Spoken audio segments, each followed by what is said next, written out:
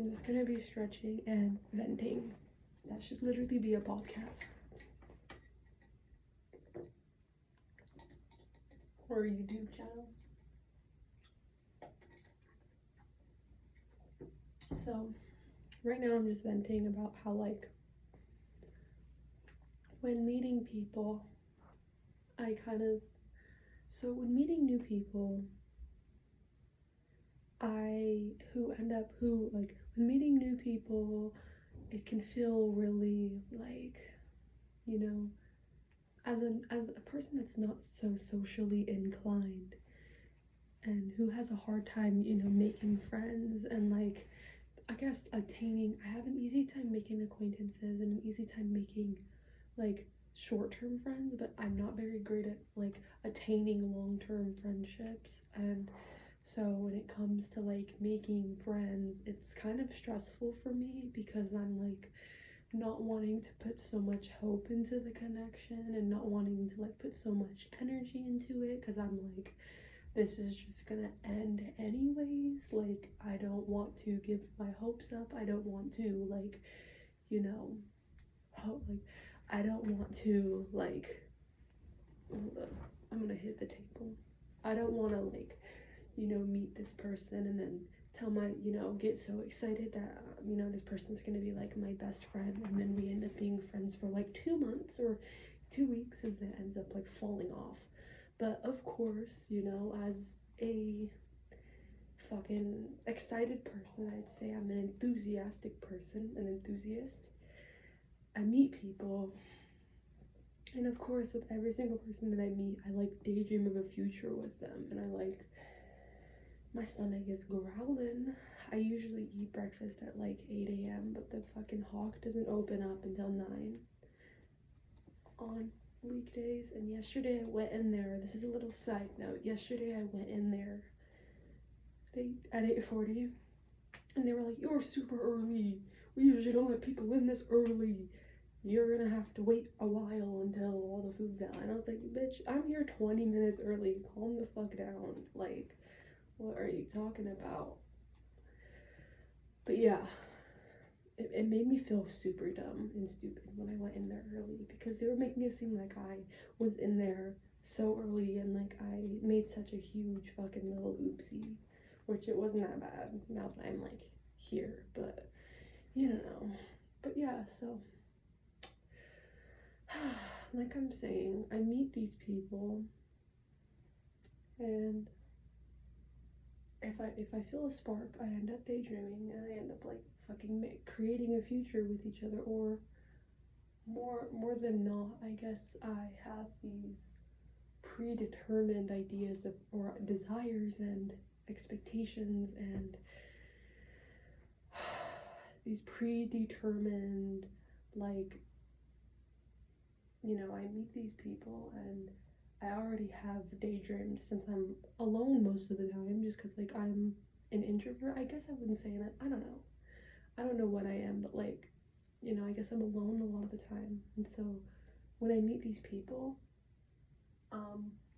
I've already had time, tons and tons of time to, like, daydream or quote unquote manifest. I wouldn't say it's a manifestation. I'd really say it's just, like, a fixation.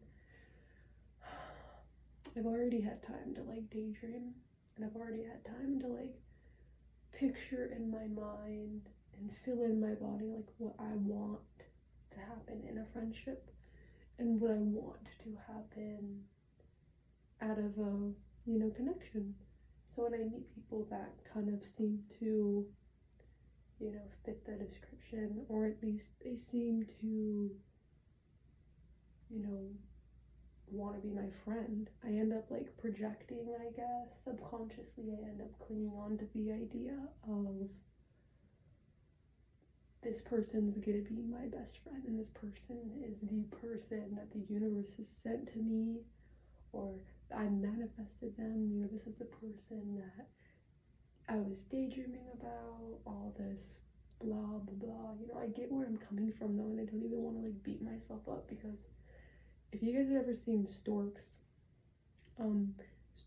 basically there's Storks is a movie. I'm not gonna get into it, but basically one of the characters is super lonely because she was born into a fucking storks, birds, and she's a human, and you know she doesn't relate to anybody, and she doesn't connect to anybody because she's a fucking human and they're birds. So she ends up being super lonely and, you know, sad because she's fucking lonely. And so she starts to daydream about having friends and becomes like her own friend and her own best friend, which is literally how I feel. And so like I wouldn't like, when I see it from a different perspective, I'm like, of course she would daydream because she's lonely all the time. That makes sense, you know? So like, why am I gonna beat myself up for daydreaming? You know, I think the biggest reason why I guess it's just so hard for me to make friends, and the reason why I kind of just am always alone and lonely, because I was lonely as a child, you know? It's just a reflection of my childhood, you know? I was a lonely child. I was always alone. I was always, you know, in my room and doing my own thing. And so now that I'm older, I think I've just grown into that, you know, I guess adult, that a lonely adult. But, you know, I guess I try to break out of that because it comes to a point when, like, I'm like, okay, like, I'm lonely. I want friends. I want to be around people. I want to hang out with people. I want to go skinny dipping and go to parties and do all this crazy shit, you know? But I'm gonna take this off. It's getting kind of hot. You know, like, of course, like, those desires never went away, even as a child. You know, I dreamt of having, oh, I want my parents to be better. I want my mom to actually show up for me. I want siblings who fucking don't make me feel like shit about myself. I want a family who actually values me. I want friends, you know. It was always a desire, you know. Never went away. So, like, I guess those desires have manifested into my adulthood, and I feel weird as fuck saying that because I'm only 18, but I guess those, you know, desires never went away because those desires were never fulfilled as a child, and they haven't been fulfilled in my life. Of course, I've had friends growing up, short-term friendships again, like they weren't long-term. They were like maybe, I think the longest friendship I had, like, they were both toxic as fuck in their own ways, but it was like with, I'm gonna do different names because I feel like if they come on this, I'm not trying to get fucking mixed up, but so I had the first friendship with Emily, and we had a friendship for like, I think it was from 7th to like the middle of like 9th grade, and then we cut it off. Well, she cut it off for whatever reasons. I'm not really wanting to get into that right now. My intuition just said, get into it. Okay, I guess we're getting into it. So we were friends for a while, and I guess I dealt with jealousy as well. I dealt with the same sort of jealousy, and I think that, you know, I guess I loved, you know, Emily. I almost slipped her real name. I guess that, like, Emily was my first, like, girl crush, you know, when I was, like, a girl. I was, like, I was pretty sure I was lesbian or bisexual, I don't know, but this is when I, you know, before I knew I was trans. You know, we got along really well, you know, and we would do everything together. We'd hang out all the time. It was really nice. And then somewhere toward the end, like, I guess Ashlyn, oops. I might as well just say it at this point. You know, Ashlyn always, you know, was always kind of like this person who everything just seemed to work out for her, you know, everything always seemed to like work in her favor, and she had like parents who were stable, and like she had her own room, and like she lived in a really nice house in a really nice neighborhood, and she had all of the best clothes and computers and expensive things, and she lived a very materialistically wealthy and abundant life, you know. And you know, she was always like, you know, the center of attention, and all the boys liked her, all the boys wanted her, and I guess that just kind of, reflected poorly on my self-esteem because I was the exact opposite of all of those things, you know? I was literally the opposite of all of them, and I did not attract that sort of attention in my life. I attracted negative attention in my life, for whatever reasons, and so, yeah, like, I attracted not the best attention just because, like, the frequency that I was at, and the mindset that I had, and just the childhood that I grew up in, and so eventually, you know, I got really jealous of it and envious of it, and it made me really sad because I was like, everything that she has is what I want, you know? And so, yeah, I guess it just kind of made me really envious of her. And so, yeah, that reflected in, it really reflected in the way that I showed up in the connection because I always felt less than. I always felt like I wasn't good enough, and I always felt like Ashlyn had it better than me, and Ashlyn had everything she could ever fucking want in life, and it just, you know, didn't make me feel great about myself. And so, I can't tell if I did this stretch or not, but I guess I'm gonna do it again. But let me know if I've already done it. I genuinely don't remember. But so yeah, I feel weird for the camera being so low because I feel like it looks so like ugly at this angle. Oh well, it is what it is. I don't feel like moving it.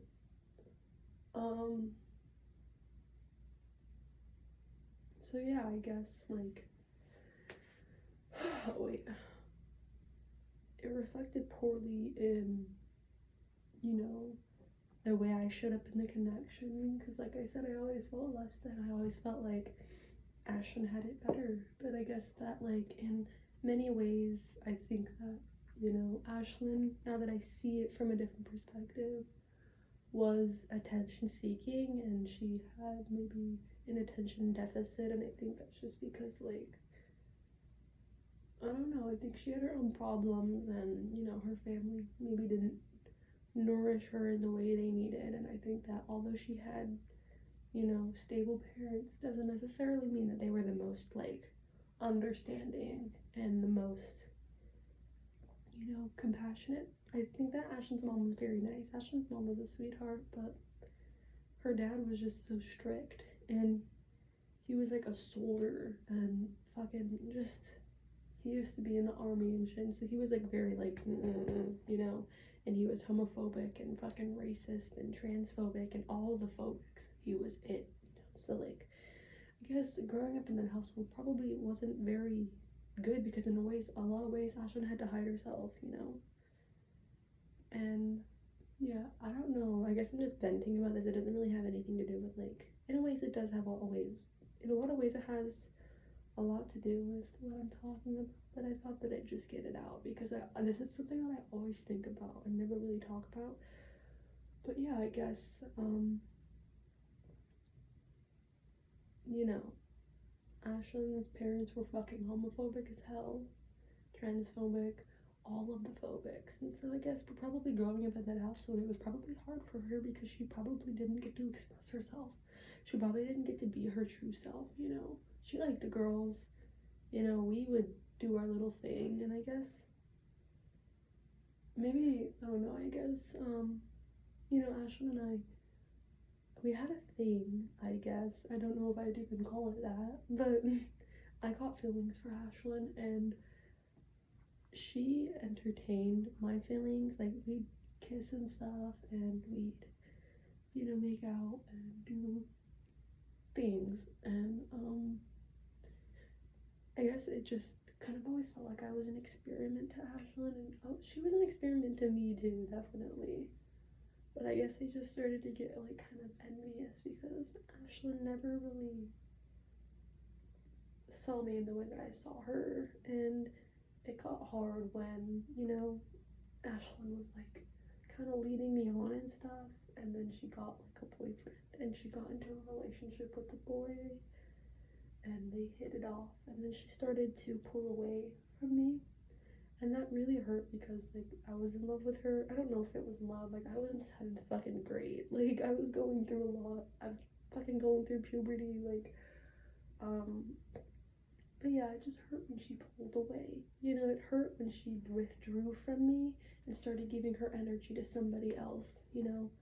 And so, basically, moral of the story, our friendship ended because I started getting jealous because I felt like Ashlyn, I felt hurt. I felt like I was in a lot of pain because, like, my best fucking friend who I loved so much and who I saw a life and, like, a future with, who I wanted to be, like, in a relationship with, withdrew from me and pulled away and gave her energy to somebody else. And I won't lie, like, I was fucking 12.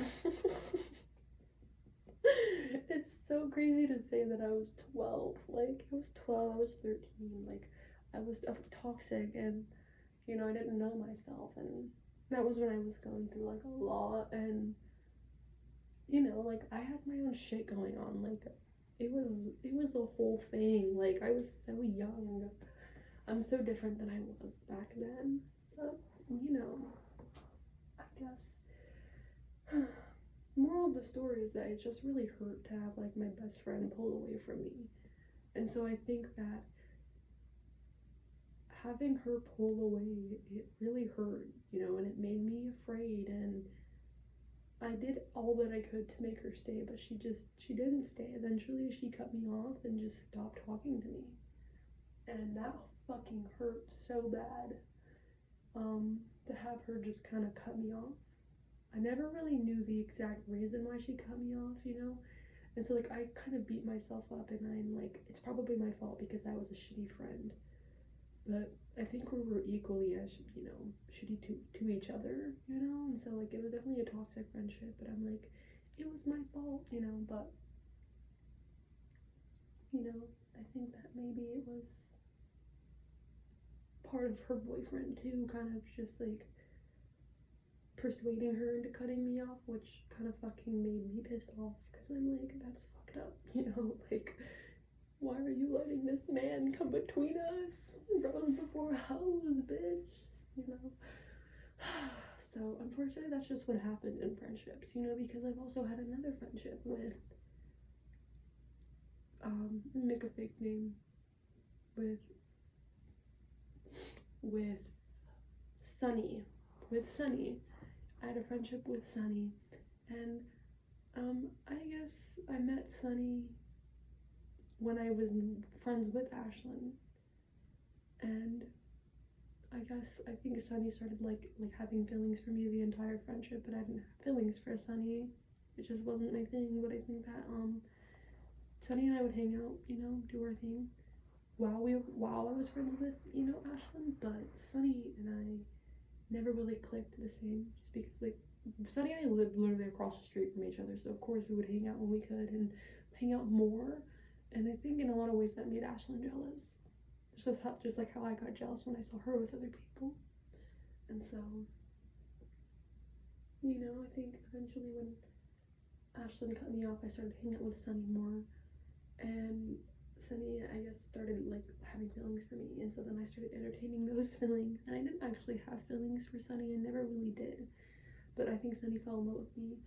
But I was like, yeah, I don't feel that same way. But I kind of just told her that I did, because I think I just liked the attention. So then, you know, I think I just really wanted her to stay in my life. And I was like, subconsciously, I was like, okay, if having feelings for you and pretending to have feelings for you is gonna make you stay in my life, then I'll have you in my life, because eventually, bum bum bum, Sunny got a boyfriend. And so then Sunny started pulling away from me. And so then I was like, you know what, Sunny, I do have feelings for you because I wanted them to stay in my life. I didn't want the same thing to happen, you know? Basically, it was just a toxic friendship. And eventually, moral of the story, I don't really, yeah, I cut off, you know, I just pretended to have feelings for Sunny. And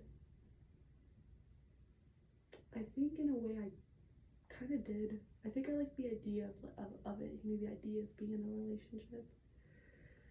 But Sunny was a super bad influence. Like, they were super toxic. They were so toxic.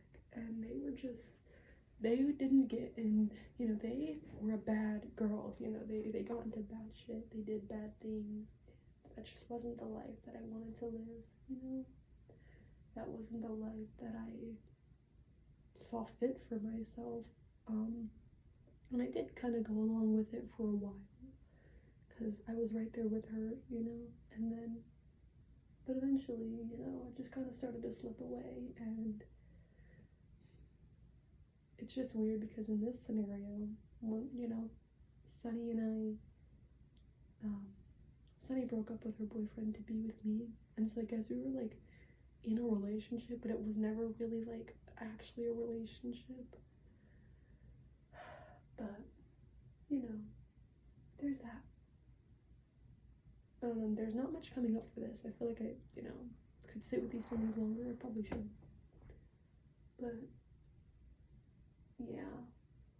I guess what I'm, you know, it just, you know, I think I just had so many scenarios in my life where, especially from childhood, I think this all stems from childhood, where like I had so many scenarios and so many situations in my life where I've met people who, or I've just, you know, I've had people in my life who kind of, who I loved so deeply, but they had other people in their life who they gave their energy and their love to more.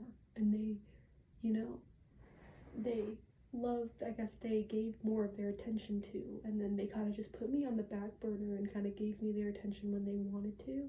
And then eventually they'd push and pull. They'd pull away, I'd fucking beg for their love, and then that would make them kind of pull away more. And then they'd eventually breadcrumb me, give me the love that I wanted, and then they'd pull away again. So then that kind of made me more attached to them. And if I'm being completely honest, this all stems from my childhood, my relationship with my mother and my father, and mainly my mother and my father, but probably honestly, if I really got into it, it would probably be a reflection in like all of my, you know, relationships and all of my family connections and stuff.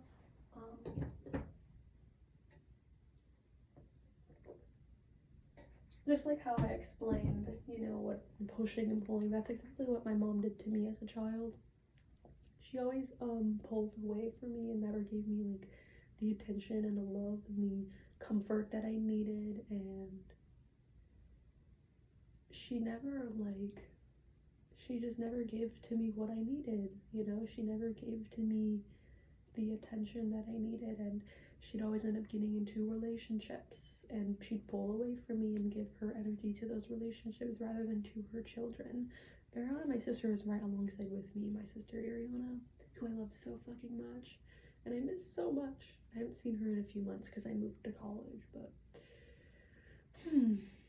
I guess it's a reflection of, you know, that, you know. And then when it wasn't my mom giving her energy to boyfriends, she was doing it with my sister Ariana. She'd give Ariana more love, Ariana more attention, Ariana more comfort and joy. And in a lot of ways, my mom was very shitty to Ariana too, but she was always more shitty to me and gave more of her love and attention to Ariana.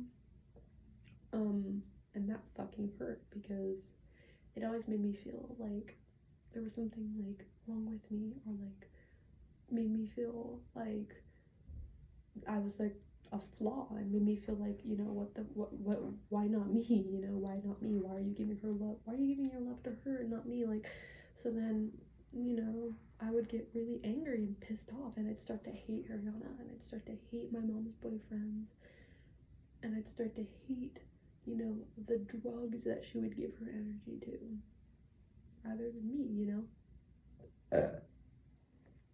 Yeah, I think I'm like not crying, so it's coming out in a burp. I think the reason I'm not crying about this is because like I've already been through a lot of this. I've already expressed a lot of this. And I know the reason why it's so easy for me to explain is because like I've already done a lot of like reflection on this. I've already done a lot of like trauma work on this. It's nothing new. Like I know what's happening here. So yeah, I guess growing up in that kind of growing up in that kind of household can be very detrimental to a child's development when, you know, they're growing up in a household and my shoulders are so fucking tight. Holy shit. I got a yin yoga that I'm gonna do later, so I'll be okay. But yeah, growing up in that household can be so detrimental to a child's well-being, you know, and to a child's development when they're growing up thinking that like they're not good enough, and when they're growing up thinking that like they, you know, the people that they love will never love them back as enough, and or when they think that, you know, they're being told and they're being taught by their parents' actions, by their family's actions, by their friends' actions, that their people, the people that they love will always love somebody more, and they will always, you know, have more love and more admiration for other people rather than them. They're never going to be like that number one person for them. And so I guess now that I'm older, it's reflected in literally every single connection that I've been in. I've always gotten into friendships and connections and situationships and friendships with benefit things, where like the person that I loved so much, always, I was never their number one, and they never gave me their full attention, their full love, and their full commitment. They always gave it to somebody else, and I was just another kind of like a little side snack, you know. I was never their full course. Oh. And the reason I can laugh about it now, because like I've worked on it so much, because I'm that kind of person, you know. I self-therapize myself, and you know, I just am really good with, you know, processing my feelings.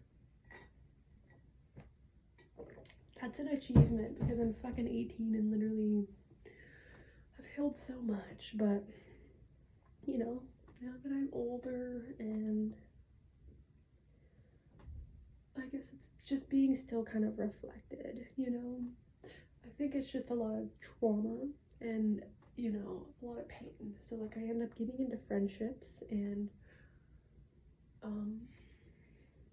they don't last long term, and then I guess it just hurts. Ooh.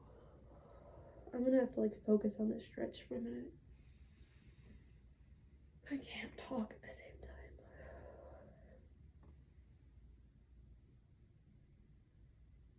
Okay, let me get some ankle rolls. I'm gonna have to go up again because it's kind of hard to do it low.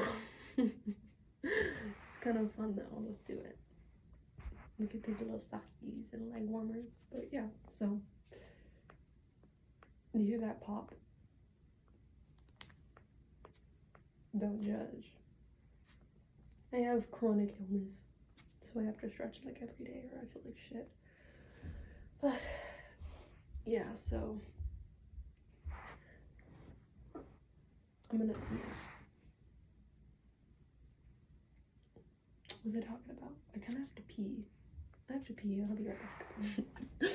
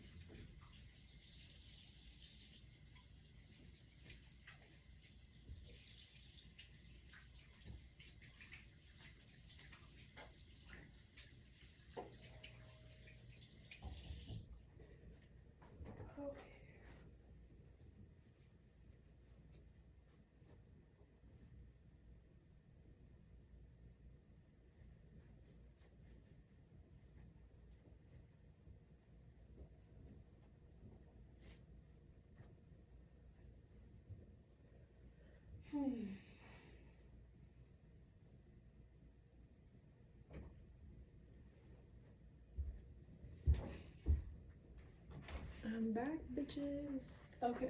I forgot that was so low.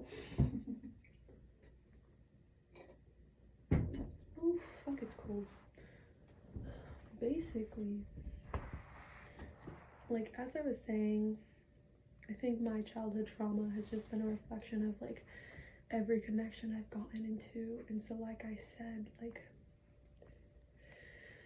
when I meet new people and I get into new connections, in the back of my mind, something's kind of always telling me that, you know, what happened in the past is gonna happen again, you know? And so I think that I just need to have more, I need to heal that part of myself more who's still really in pain and really hurt by, you know, the trauma that I've gone through when it comes to,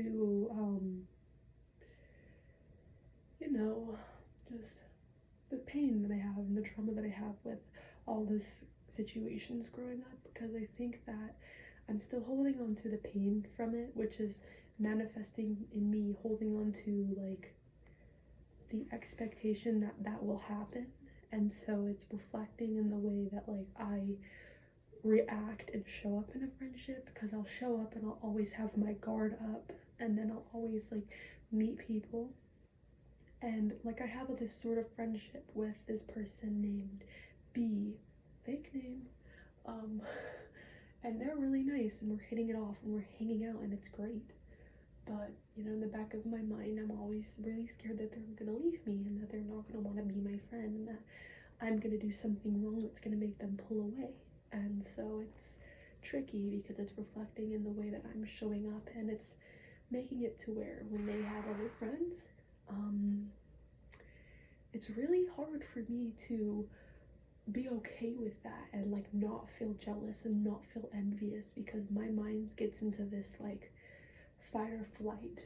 My body and my mind gets into this fight or flight mode, or into this survival mode, or into this protective mode, where it's like, they're gonna leave me, they're gonna leave, they want these friends more than they want me, and they're gonna they like these friends more than they like me, and then they have other people in their life and other friendships in their life and other family members in their life who they love and desire and crave or just appreciate more than me. Like, I'll never be their number one, and it hurts.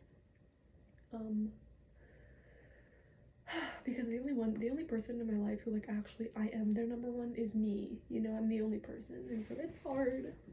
But I love how small this chair sounds. So cute. What is going on here? Why is it giving me a hard time? Imagine if it was actually that short. Could fit in this. It's like a little kid chair. Okay, gotta do some hip circles. But yeah, so it's just, like, hard, you know, because it's definitely, like, very much like a reflection of how I show up in connections, and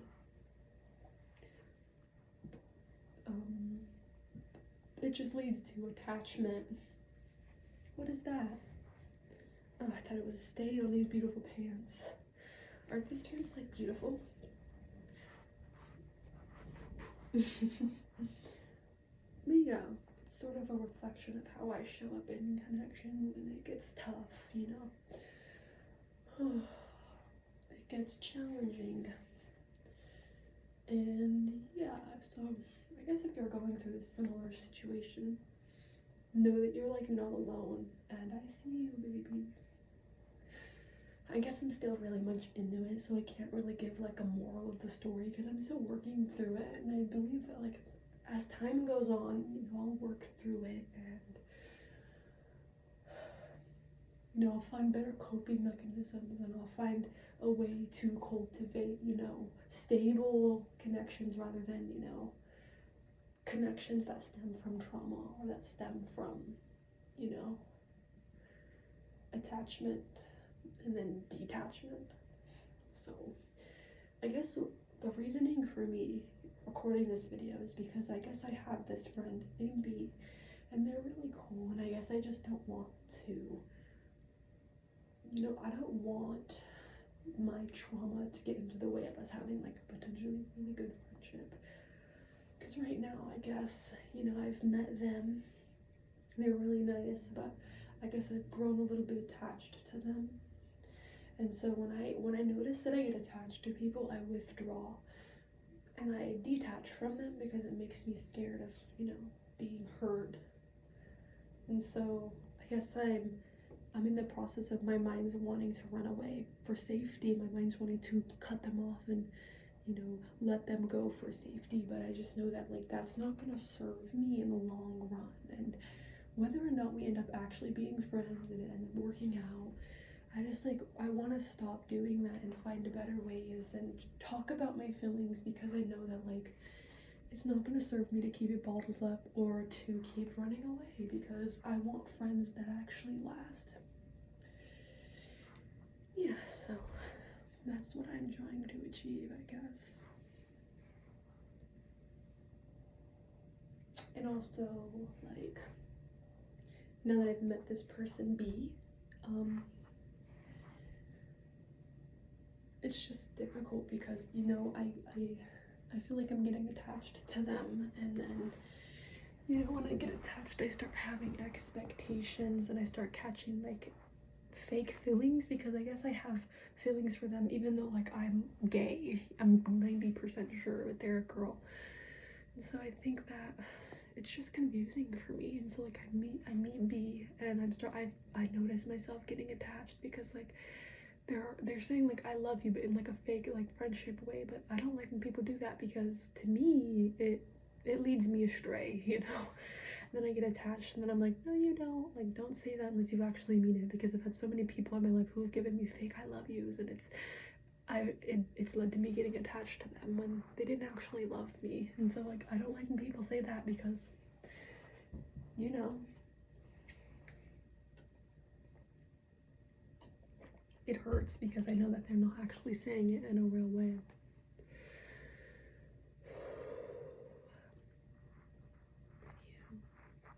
Yeah, that's all I really have to say. I'm just gonna finish stretching. Yeah, I have a disease in my spine, so my body's really always in pain and I'm always feeling tired, so I do have to stretch every day or I just feel like shit. But I'm gonna be doing a little yin yoga later. I'm a little bit behind schedule, which scares me because I like being perfect, if I'm being completely honest and raw. So like whenever I like am off schedule, it's not perfect. It just stresses me out because I feel like it just like fucks my entire day up. But these stretches are worth the time, and the venting, the healing is worth the time. Because I know that like yesterday when I made the video of me venting about like fucking, I don't even know. I think about having an overactive imagination. It helped so much because I was in the middle of like processing or dealing with and feeling really heavy emotions, and then, you know, I initially wanted to like run away. You know, I wanted to run away. I wanted to just like distract myself with like watching a video, and I think I was gonna distract myself by doing laundry. But I know that like in doing so, it's not gonna like serve me, because if I would have gone and just watched a video or done my fucking laundry instead of processing the feelings, it's kind of in a way me just ignoring them and hoping that they go away, but they wouldn't have, you know. So if I would have just gone and done laundry, it would have just reflected in me, like it would have just reflected in, you know, I would have, it just would have still been on my mind, and it would have just fucked up the rest of my day. Because I took that, you know, 40 minutes to vent, and it cleared so much space up, and then I had like a really good day after that. It was really good, that's pretty much like what I'm trying to do here, you know. I'm just trying to reflect, and I'm just trying to like, you know, sit with my feelings and process them rather than just like run away. And so I guess that could be the moral of the story.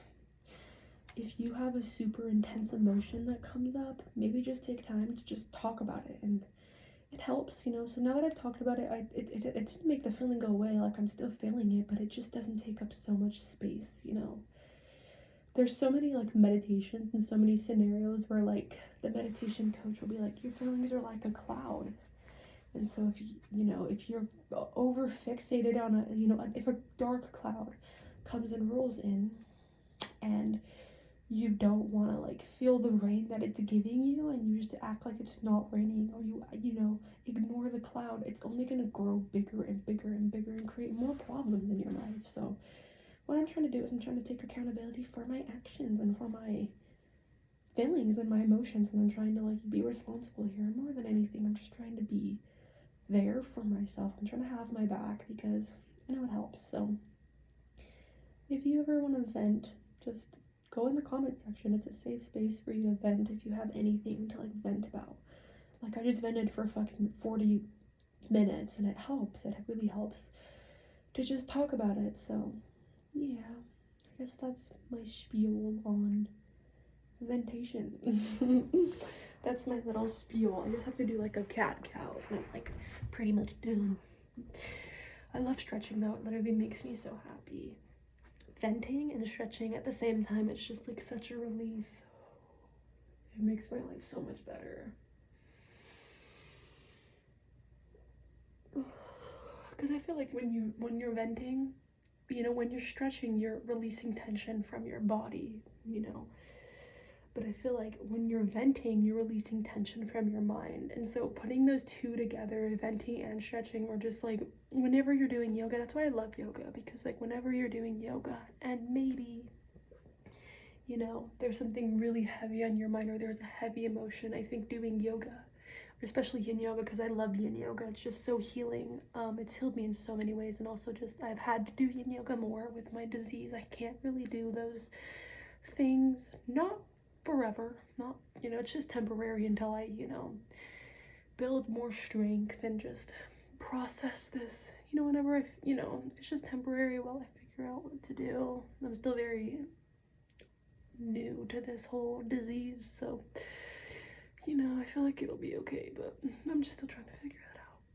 Whoa, I'm just realizing how low my tailbone actually is. I'm seeing it in my booty right now and it's really weird. I didn't realize it was so low. But yeah. When you're doing yin yoga, you're given the opportunity to seriously just sit with the feelings. And so that's what I pretty much just did. And so anyways, I'm just pretty much encouraging you, whoever's watching this. If nobody watches it, I will cry. But if one person watches it, I will be happy. And if you get something from this video, I will be happy. If you should just try to sit with your feelings, even if it's uncomfortable, even if you want to run away, because it's not going to serve you to run away. It's only going to cause pain, and it's kind of like your inner child or your ego being afraid of feeling, but we need to feel. It's important. Oh, the stretch is so nice. I'm so grateful to myself. Yeah. Anyways, my tapestry's so cute. I think I'm gonna go. Bye.